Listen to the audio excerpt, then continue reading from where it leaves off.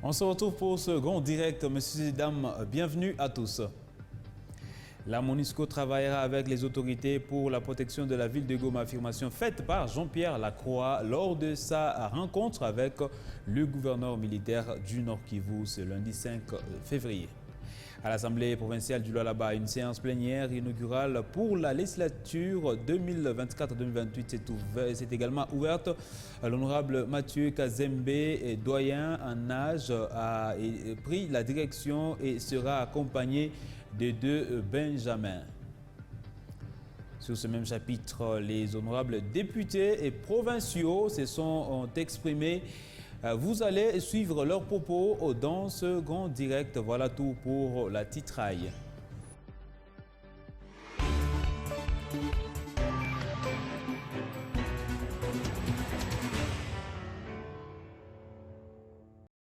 Encore une fois, bienvenue, messieurs et dames, dans ce grand direct. Le Conseil d'État, la plus haute juridiction de l'ordre administratif en RDC, a tranché contre le cumul des fonctions et des mandats. Cette décision fait suite à une requête du Premier ministre Jean-Michel Sama Lukonde qui avait demandé au Conseil de permettre à certains élus d'expédier les affaires courantes en attendant l'installation du nouveau gouvernement. Le Conseil d'État s'est opposé à cette requête et a soutenu que le régime d'interdiction de cumul de fonctions et mandats en RDC, conformément à la loi, reste d'application à partir du moment où les responsables publics opèrent leur choix en faveur de leur nouveau mandat électif. Et puis, les Nations Unies restent déterminées à intensifier le travail avec tous les acteurs impliqués dans le secteur de la paix, dont la partie est de la RDC et particulièrement au Nord Kivu. Déclaration de Jean-Pierre Lacroix au sortir de la rencontre avec le gouverneur militaire du Nord Kivu, le général-major Peter Chirimwami. Il affirme que la MONUSCO travaillera avec les autorités pour la protection de la ville de Goma. Suivez Jean-Pierre Lacroix, secrétaire général adjoint des Nations Unies en charge des opérations de maintien de la paix, dans ses propos choisis par Patrick Sialou, notre correspondant de la région.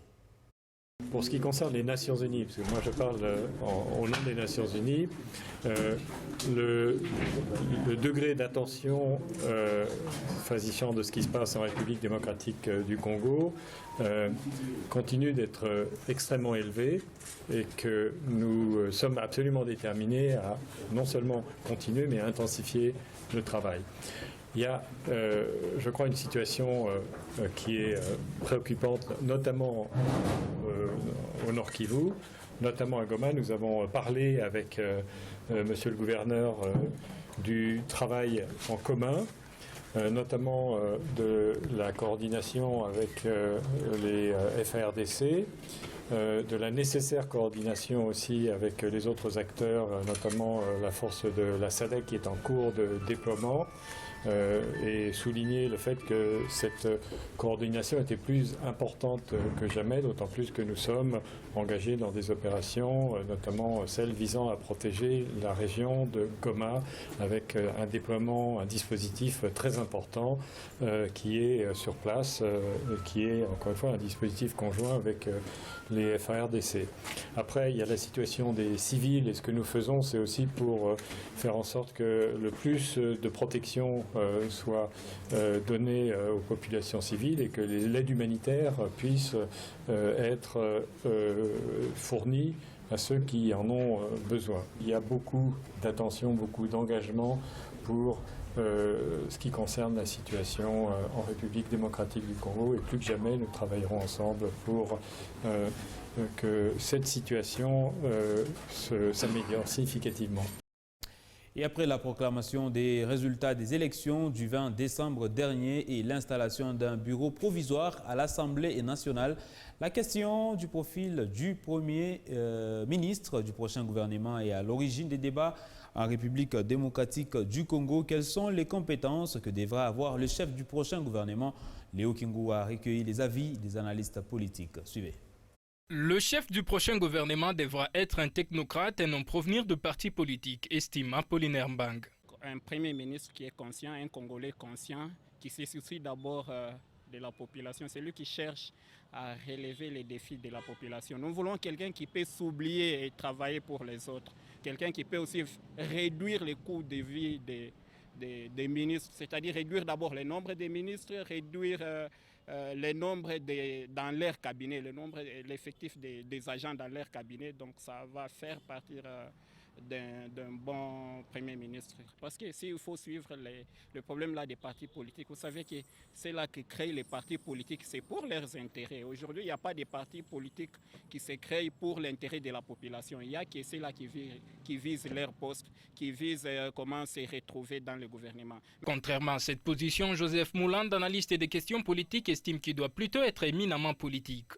Il doit être un Premier ministre éminemment politique. Il ne faudra pas qu'il y ait seulement un technocrate, mais la donne politique n'est pas à la hauteur. Parce qu'il faudra que nous puissions avoir un Premier ministre que nous pouvons appeler un homme de situation. Un homme qui a une intelligence situationnelle. Ça veut dire quand il y a une situation politique qui se pose, de par sa capacité politique managériale, il peut aider le président de la République, n'est-ce pas, à trouver solution. Nous avons besoin d'un Premier ministre qui soit congolais. L'espace linguistique importe peu, ou l'espace géographique importe peu. Gustave Moulongoy estime quant à lui que tout dépend plutôt de la vision du chef de l'État. Le profil, c'est celui que va dessiner, va déterminer le président de la République dans sa vision. Parce que tout le monde s'inscrit dans la vision du chef de l'État. Et si le profil chef de l'État est bien dessiné, eh bien, lui-même va se choisir ce Premier ministre-là qui va pouvoir exécuter sa vision. Plusieurs membres du gouvernement Sama ont été élus au Parlement, ce qui relance les débats sur la formation d'un autre gouvernement.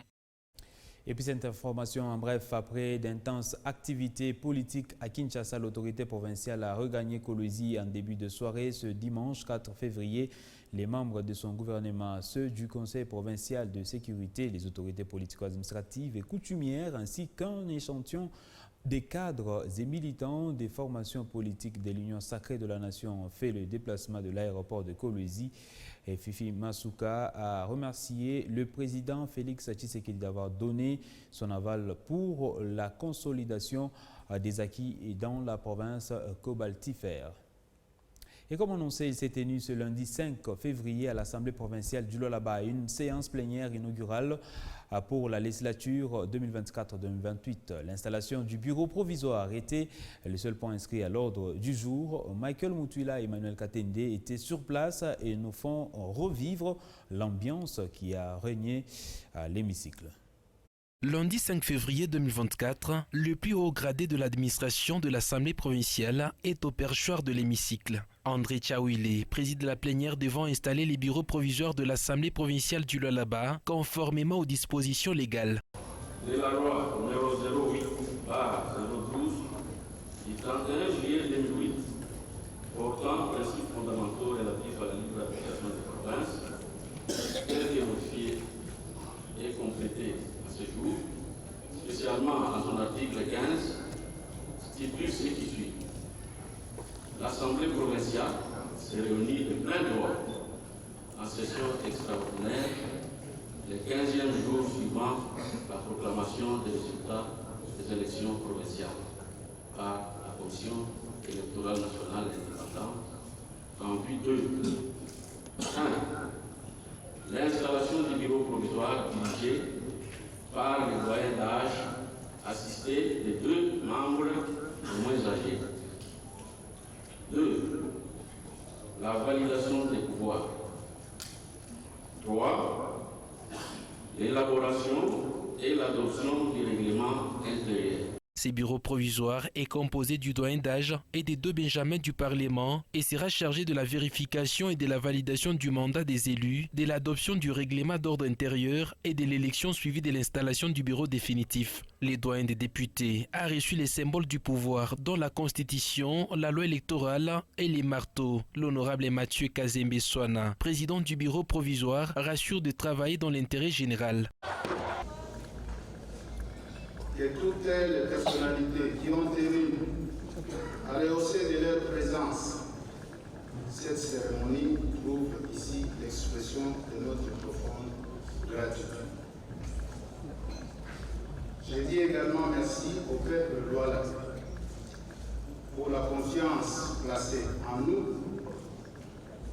pour nous avoir accordé son suffrage lors des joutes électorales de décembre dernier. Je tiens à leur assurer que nous travaillerons dans l'intérêt général pour relever les défis du développement de notre province, du bien-être social et du vivre ensemble.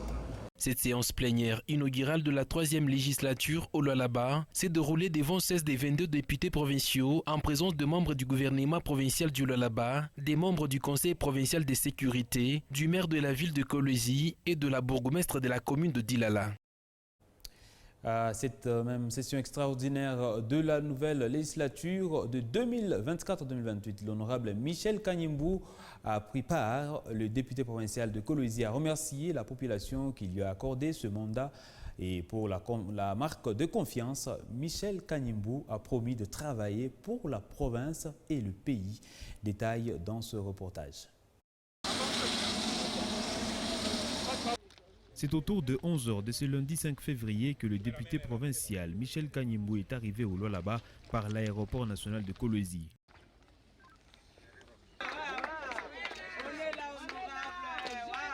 De là, la délégation de l'élu de Kolwezi s'est dirigée à l'hémicycle.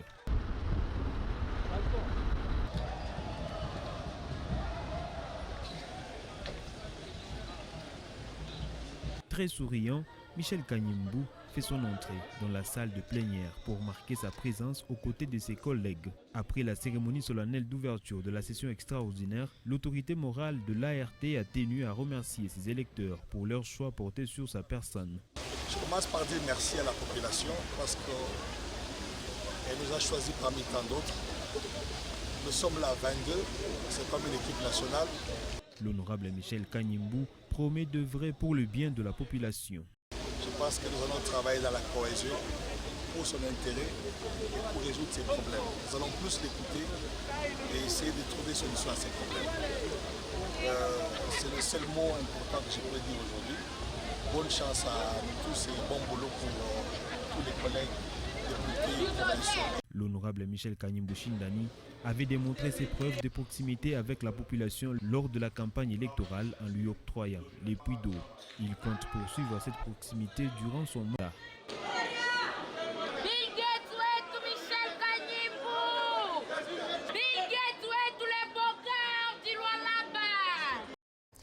Et sur ce même chapitre, les honorables députés provinciaux se sont exprimés au sortir de la séance plénière de ce jour. Je vous propose de les suivre dans cet élément. Je demanderai à toute la population qui doit là-bas, ainsi qu'en particulier celle de Louboudi, de continuer toujours à nous faire confiance, comme cette population venait de renouveler cette confiance en nous. Nous allons continuer à travailler dans l'intérêt de la population, y compris défendre les intérêts du peuple. En plus, nous allons, vous savez que nous, dans notre province de là-bas, il y a beaucoup de défis que nous allons relever bientôt. Et le mandat aujourd'hui de 2024 et 2028, c'est pour servir le peuple. C'est comme ça que Dieu a voulu que nous puissions être là. Non pas pour se servir, pour servir la population, en particulier de Kolwezi, ma circonscription et en général la population du Lualaba. Nous allons continuer ce que nous avons commencé. Donc, nous devons consolider les acquis et non recommencer à suivre. Nous allons continuer et là où nous avons terminé pour continuer parce que les peuples du Lualaba ou du Tchatchamba a besoin de ce développement-là qu'ils attendent depuis des années. Voilà un peu ce que je peux dire. C'est vraiment avec beaucoup d'humilité que je me rappelle devant ce peuple pour les servir. J'ai déjà pris l'option de rester ici au Lualaba, de continuer de travailler dans Muchacha parce qu'il y a encore du pain sur la planche. Nous avons encore beaucoup de travail à faire. Je vois que c'est peut-être prochainement qu'on pensera faire autre chose, mais pour le moment, rassurez-vous que je suis avec vous, je suis avec ce peuple, je vais les servir jusqu'à la fin de ce mois. Je sais que pour réduire la pauvreté, pour que tous les Lonabés se retrouvent, c'est de l'intérieur comme c'est de la ville, nous devons désenclaver d'abord nos territoires. Ça, c'est mon cheval de bataille. Puisque nous devrons nécessairement, le Lonabé peut se nourrir soi-même. Dans ce sens que si jamais nous pouvons relier nos territoires, nous pouvons facilement achalander facilement nos marchés et donner à manger à tous les Lonabés du centre et enrichir ceux qui sont de l'extérieur. Si je dois être ici, c'est pour que je réponde aux préoccupations de la population, aux préoccupations du peuple du Lualaba. Parce que j'étais en train de rêver de quelle manière fallait-il que je serve réellement les intérêts du peuple. Et je crois que l'Assemblée provinciale, c'est l'un des organes les plus importants et même appropriés qui puisse permettre à ce que je puisse élever ma voix pour parler au nom de ce peuple en tant que nous. Prenant part à cette session extraordinaire, l'honorable Jean-Marie Kasséa, qui s'est fait accompagner de ses partisans, il a été ovationné pour sa brillante élection aux législatives provinciales et nationales de 2023. Retrouvez plus de détails dans ce reportage de Michael Mutula et Emmanuel Katende. Élu député provincial et national dans la circonscription électorale de Kolwezi, l'honorable Jean-Marie Kasséa Chingambo a pris part active à la cérémonie d'ouverture de la 3e législature à l'Assemblée provinciale du Lualaba. Nous rendons d'abord grâce à Dieu, le maître des temps et des circonstances, qui a permis à ce que nous puissions passer au niveau national et au niveau provincial. En deuxième lieu, nous disons merci à la population de la ville de Kolwezi qui m'a fait confiance en m'élisant au niveau national et au niveau provincial. Je pense que je suis quelqu'un qui travaille pour l'intérêt de la population. Et je vais continuer. Nous devons servir cette population qui nous a fait confiance. Conscient de sa mission, qui est celle de représenter valablement la population du Lualaba, l'honorable Jean-Marie Kasséa s'est donné le devoir de préserver la proximité avec ses électeurs et a résolu de siéger au niveau provincial. La motivation, parce que vous savez que c'est la population. Moi, j'aimerais que mon mandat puisse être provincial, comme d'habitude. Je le disais pendant ma campagne, je reste formel. Tout ce que j'ai promis à la population pendant ma campagne, c'est ce que je vais faire. Je vais rester, travailler avec la population. Pourquoi pas accéder à une autre fonction? Pourquoi pas? Au sortir de la séance plénière inaugurale pour la nouvelle législature 2024-2028, l'honorable Jean-Marie Kasséa a été ovationné par ses partisans, auprès de qui il s'est montré très ouvert. Et les soucis, c'est éviter la mouita moun. Nous c'est vous avoir réussite.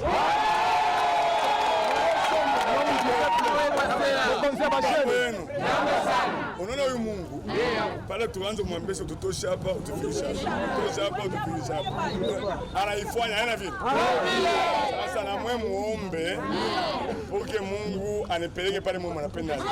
Cet élu de Kolwezi a marqué les esprits dans la résolution des conflits fonciers et la défense des droits de travailleurs. Saisissant l'occasion de la session inaugurale pour la législature 2024-2028, l'Union des jeunes Katangais du Lualaba a adressé un message aux élus provinciaux et nationaux, les appelant au respect strict de la loi numéro 08/012 du 31 juillet 2008 qui porte sur les principes fondamentaux de la libre administration des provinces. Cette ONG invite à bannir les népotismes et le clientélisme dans la gestion de la chose publique. Suivez l'extrait de leur déclaration choisie par Michael Mutula. Union de jeunes Katangais, UJK ONG, demande le respect de la loi 08/012 du 31 juillet 2008 portant les principes fondamentaux relatifs à la libre administration des provinces, de leurs compétences et de leurs ressources. La province est subdivisée en villes et territoires. Concentrons-nous sur l'article 23. Le gouvernement provincial est composé d'un gouverneur, d'un vice-gouverneur et des ministres provinciaux. Les gouverneurs et les vice-gouverneurs sont élus pour un mandat de 5 ans, renouvelable une seule fois par les députés provinciaux au sein ou en dehors de l'Assemblée provinciale. Sachant que les chefs de l'exécutif actuel viennent de faire 2 mandats à la tête de la province du Lualaba, nous demandons les élections du gouverneur et du vice-gouverneur sans que les figures anciennes ne se représentent pas pour un 3e mandat. C'est une chose qui est anticonstitutionnelle. 2. La gestion du gouvernement sortant était basée sur les conflits, divisions, les arrestations arbitraires de notre communauté, licenciement abusif des travailleurs au gouvernorat dans les services publics, alors que nous avons besoin d'un rassembleur. Nous avons fait un mandat sans électricité, sans eau, sans route, ni soins médicaux adéquats, et nous avons constaté la dégradation exponentielle des routes, l'une des premières étapes dans l'amélioration de l'accès des petits exploitants agricoles, ni les transports adéquats pour déplacer les cultures des fermes vers le marché. Par ailleurs, nous demandons le rapport IGF sur la gestion de notre province, soit que cela soit rendu public, afin que les coupables soient déférés devant la justice. L'Union sacrée doit nécessairement respecter les choix du peuple pour nous éviter le népotisme et le clientélisme. On va changer de chapitre. Après une brève mission effectuée à Kinshasa, l'interfédéral de l'Union pour la nation congolaise, Christian Massoudi, a convoqué une réunion ce dimanche 4 janvier au siège du parti. Objectif: réarmer moralement les cadres et militants face aux enjeux politiques de l'heure et transmettre les félicitations de l'autorité morale Vital Kamerhe pour le travail abattu aux élections de 2023. Cette rencontre était une occasion pour Christian Massoudi de présenter les différents candidats élus. Dorcin Mouteb nous fait les points. Après les élections du 20 décembre dernier à l'UNC Fédération du Lualaba, l'heure est au réarmement moral des cadres et militants par l'interfédéral Christian Massoudi pour faire face aux enjeux politiques de l'heure. Prenant la parole, Christian Massoudi a fait une brève présentation de sa mission effectuée à Kinshasa tout en transmettant les vives félicitations de l'autorité morale Vital Kamerhe et celles du secrétaire général Billy Kambale pour le travail abattu au scrutin du 20 décembre. Au nom du regroupement AAUNC, 3 sièges ont été raflés à la députation provinciale et 11 aux élections municipales. INC, par rapport à kazi yote tulifanya l'année passée, tunaleta leo fruit ya ile kazi tulianza kufanya na mwe marenyo. Donc ile marenyo tulianza kufanya na mwe haikwenda ya bure hapana. Voilà résultat hii tunamiletea. Haina vile.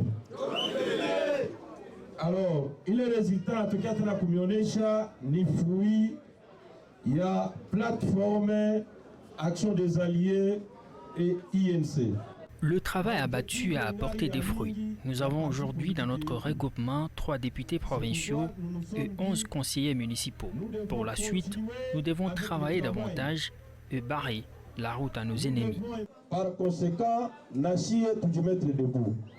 Au moindre bruit, il faut tout lever, Dieu a mettre fin. Pour pas lever, on a tout déranger. Parce que jusqu'à présent, il n'y a pas un regroupement qui a plus beaucoup de voix au niveau communal que Action des Alliés INC. En présence du conseiller principal du secrétaire général du parti Billy Kambale, des cadres de l'interfédération et des militants, Christian Massoudi a mis en garde tous les ennemis du parti qui s'illustrent en contestation des meilleurs résultats enregistrés par le regroupement AAUNC. C'était l'occasion pour l'interfédéral, surnommé les coachs par le parti, de présenter les heureux élus au municipal et d'arrêter des stratégies pour les défis futurs. Améliorer le rendement tout en mouillant davantage le maillot était le maître mot de Christian Massoudi à cette rencontre. Adopter le pouvoir du bouleversement positif, un nouvel avenir prometteur pour l'industrie minière en Afrique est le thème de la 30e édition de la conférence minière internationale Indaba qui vient de s'ouvrir ce lundi 5 février à Cape Town en Afrique du Sud. Ce forum de 3 jours se propose de susciter le changement et de stimuler les investissements dans le secteur minier et celui de l'énergie à travers toute l'Afrique. La RDC est bien représentée à ces assises. Quelles peuvent être les retombées de la participation de la RDC à cette conférence minière? John Dailemanda nous fait les points. Le Congo a déjà prouvé que c'est un vaste chantier géologique, un vaste chantier minier, et qu'avec la Gécamine, un siècle d'exploitation, ce qui a nourri tout le Congo, si pas l'Afrique et le monde entier, tous venaient épuisés. Ils ont commencé avec le commerce triangulaire à piller ce pays par rapport à ses ressources naturelles, ses potentialités des ressources naturelles. Puis la Gécamine, je crois que vous avez suivi vous-même comment est-ce qu'on a exploité à fond la Gécamine, mais les minéraux sont toujours là. Donc le Congo est en pole position sur le plan socio-économique et même géostratégique par rapport, disons, aux minéraux que nous avons. Alors c'est à nous, n'est-ce pas, d'attirer les investisseurs. D'ailleurs, ils viennent eux-mêmes. Regardez comment est-ce que les Chinois, les Indiens, les Canadiens, tous viennent pour parler des mines, sauf les Congolais eux-mêmes. Donc, ce que nous devons faire, c'est d'abord évaluer ce qui va rester pour ceux qui viendront investir, n'est-ce pas, et aussi laisser pour les communautés locales et les générations futures. Parce que les mines sont épuisables. Il faudrait que pendant que les mines sont là, on prépare la pré-mine. C'est-à-dire que quand on aura l'investissement, que ce genre d'investissement soit conséquent, n'est-ce pas, par rapport au futur. Parce que quand il n'y aura pas de minéraux, qu'est-ce que nous en ce moment-là? Donc il faut déjà penser à ce que le minerai que nous avons d'abord, c'est pour le peuple congolais. Éventuellement, il faut le partenariat sur le plan technologie moderne. Et puis la journée mondiale sans téléphone mobile qui est célébrée le 6 février est l'occasion saisie par notre rédaction afin de s'interroger sur l'impact à long terme de l'usage de cet appareil sur la santé humaine. À cet effet, Exosengo et Junior Mbal ont interrogé Dr Constantin Matouka. Les détails dans ce récit. Devenu multitâche, le téléphone mobile occupe une grande place dans la vie quotidienne des personnes. Cependant, cet ami des hommes agit aussi négativement sur la santé de ces derniers, explique ce professionnel de la santé. Aujourd'hui, on pense que le téléphone a des effets sur le plan physique, sur le plan mental et sur le plan de l'hygiène de vie. Donc, sur le plan physique, le téléphone nous expose au rayonnement électromagnétique qu'on appelle des radiations radiofréquences. Et ces radiations sont classées comme des agents cancérigènes et ça expose certaines personnes au cancer du cerveau, bien qu'aujourd'hui on pense que les causes ne sont pas bien établies. D'où on demande des recherches un peu plus approfondies. Et deuxièmement, le téléphone nous impose des douleurs chroniques parce que quand on les manipule, on est obligé d'adopter une posture. Cette posture, il y a parfois des douleurs au niveau des épaules, au niveau de la nuque, au niveau des doigts qui manipulent le téléphone. Et sur le plan mental, le téléphone d'abord modifie la qualité du sommeil. Le sommeil parce que lorsque la personne manipule le téléphone la nuit, il y a la lumière bleue qui est émise par le téléphone et ça interfère avec une hormone qu'on appelle la mélatonine, c'est l'hormone du sommeil. Et le téléphone aussi nous expose à des mots tels que la dépression, l'anxiété, le stress chronique, l'irritabilité parce que les images auxquelles nous sommes exposés ont un impact négatif sur la santé parfois parce qu'il y a des gens qui se rendent compte que leur vie n'est pas de bonne qualité. Et sur le plan de l'hygiène de vie, les téléphones, aujourd'hui, on les considère comme un vecteur des microbes. Par exemple, une personne peut quitter la toilette directement, elle manipule le téléphone. De ce fait, son usage organisé est recommandé, poursuit-il. Déjà, l'exposition au portable n'entraîne pas les mêmes risques chez toutes les personnes. Chaque personne est un cas particulier. Chaque personne est exposée à son risque. Maintenant, il faut juste mettre en place une discipline personnelle. Par exemple, ne pas manipuler le téléphone 1 heure avant de se coucher. Et aujourd'hui, sur Play Store, sur iOS, il y a des applications qui régulent le timing sur votre portable. Le mode d'emploi initial de cette journée mondiale est radical. Ne pas utiliser son téléphone mobile pour savoir quelle relation on entretient avec son appareil. Et voilà qui met un terme à cette édition du journal. Messieurs et dames, merci à tous de l'avoir suivi. Je vous retrouve ce mardi dans la soirée.